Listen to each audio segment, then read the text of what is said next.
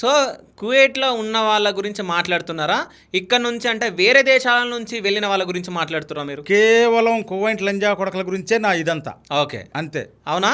నా కొడుకులు చేసిన అక్రమాలు బయట పెట్టాలి, జనాలు తెలుసుకోవాలి, కొత్తగా పోయే వాళ్ళు తెలుసుకోవాలి, అక్కడుండి బాధపడే వాళ్ళు కూడా కొంచెం అవేర్నెస్ రావాలని ఇదంతా. అంతే. సరే, మీరు ఫస్ట్ కొన్ని ఇంటర్వ్యూలు ఇచ్చిన తర్వాత చాలా మంది మీకు అగనెస్ట్ గా మాట్లాడారు, అవునా? సో హౌస్ మేట్ ఫస్ట్ ఇంటర్వ్యూకి హౌస్ మేట్ల వాళ్ళని మీరు తిట్టడం జరిగింది. హౌస్ మేట్ నేను తిట్టలా. మరి మీరు తిట్టినాను కదా, చెప్పండి ఏం తిట్టినాను? ఏం తిట్టిరు మీరు?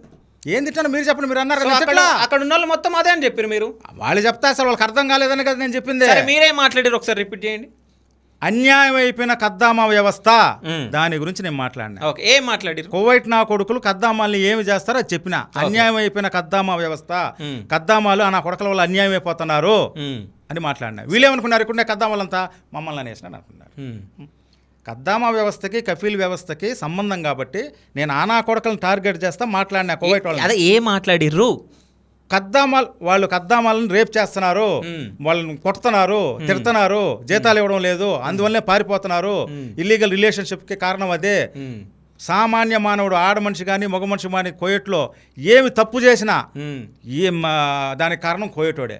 అది వీళ్ళు అర్థం చేసుకోవాలి. సో అట్లా మీరు చెప్పడం జరిగింది. అంతే. కద్దామా